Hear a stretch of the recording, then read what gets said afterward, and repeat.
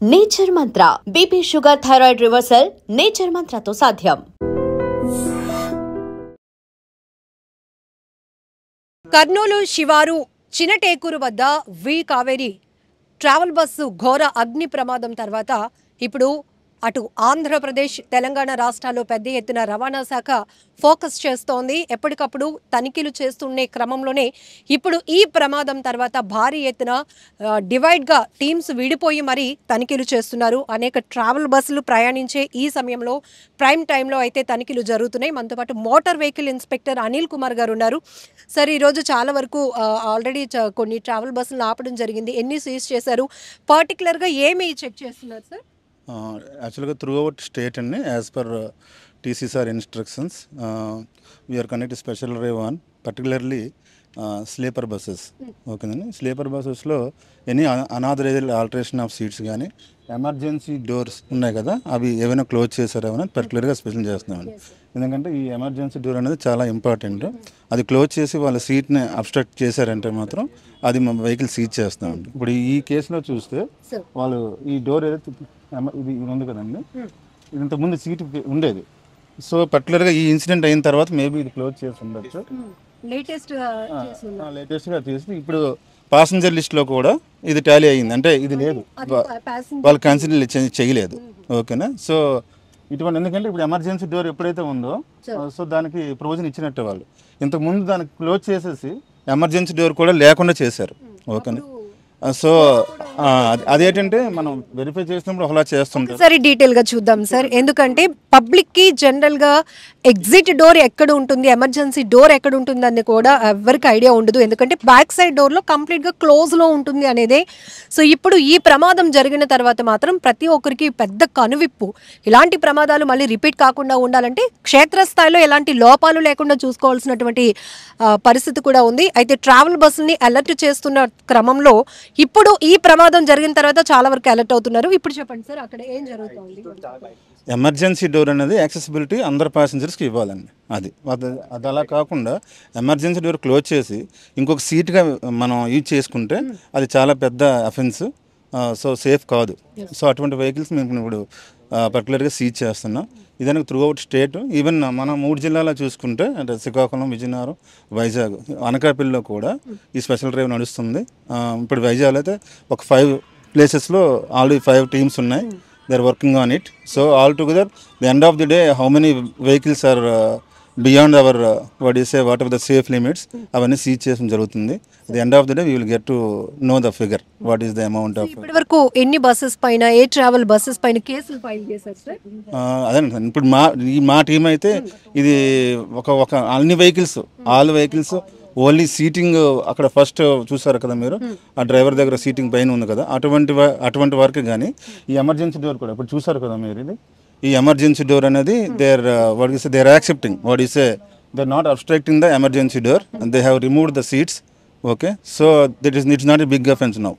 Okay, any emergency డోర్ని obstruct చేసి పెడితే మేము కేసు రాసి వెహికల్ సీజ్ చేసేస్తాం అనమాట. ఇంకా ఏమి అంశాలు మీరు పరిగణలోకి తీసుకున్నారు సార్? జనరల్గా స్లీపర్ అయినప్పటికీ ఓకే, ఇవన్నీ మిగతావన్నీ కామన్. మనకి ఆల్ ఇండియా పర్మిట్ కానీ లేకపోతే డాక్యుమెంటేషన్ పరంగా దట్ ఈస్ జనరల్ చెక్, అది ఎలా ఉంటుంది. సో బిసైడ్స్ దిస్ ఇప్పుడు రోడ్ సేఫ్టీ పారామీటర్స్ అన్ని మనం చెక్ చేస్తున్నాం అనమాట. ఇంకా ఫైర్ ఎక్స్టింగ్విషర్ కానీ లేకపోతే ఫస్ట్ ఎయిడ్ కిట్ కానీ ఇవన్నీ మనం ఎప్పుడు రెగ్యులర్గా చెక్ చేసేది. బట్ పర్టికులర్గా ఇదేంటంటే ఇప్పుడు ఎమర్జెన్సీ డోర్ అనేది మనం పర్టికులర్గా చెక్ చేస్తున్నమాట ఈరోజు. Emergency door and any unauthorised alteration. Suppose ఇది ఉంది కదండి, ఇది ఈ వెహికల్ అనేది they got permission from, suppose ఈ vehicle this is okay, they got permission for sitting but they are unauthorisedly modified as a sleeper and they are roaming. Okay,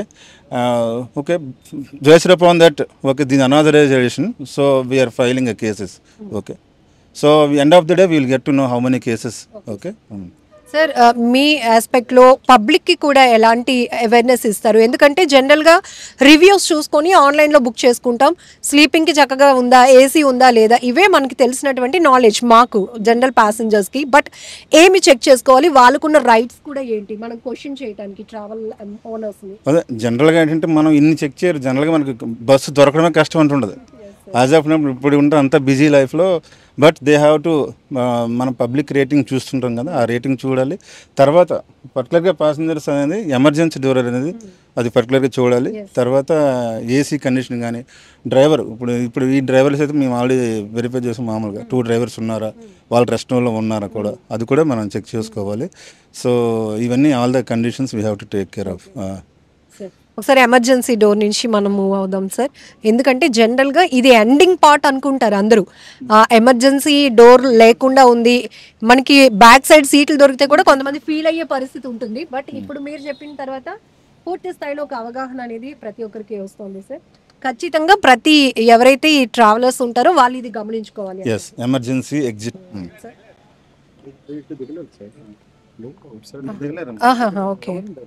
okay, కానీ ఇది emergency ఆస్పెక్ట్లో ఇంకా డబ్బులు కాస్త ఎక్కువైనా కూడా మన ప్రయాణం అనేది చాలా కంఫర్టబుల్గా ఉండాలి. పిల్లలతో లేడీస్తో వెళ్తూ ఉంటారు కాబట్టి కొంచెం కంఫర్ట్ ఉంటే బాగుంటుంది.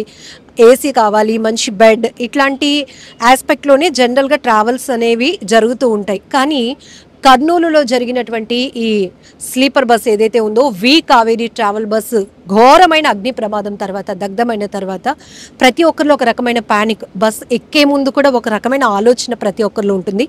ఇక్కడ ప్యాసింజర్స్ ఉన్నారు, వాళ్ళతో ఒకసారి మాట్లాడతాం. హలో, ఎక్కడికి ట్రావెల్? హైదరాబాద్ అండి. సుధీర్. ఇన్సిడెంట్ అనేది జరిగింది కూడా కాకుండా భగవంతుని అందరం కోరుకుందాం. సేమ్ అంతే. విషింగ్. భయం అనేది ఉంది కదా సార్?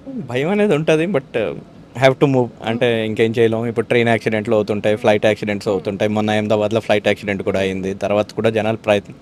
సో ఇన్సిడెంట్ అయ్యింది, కాదనట్లేదు.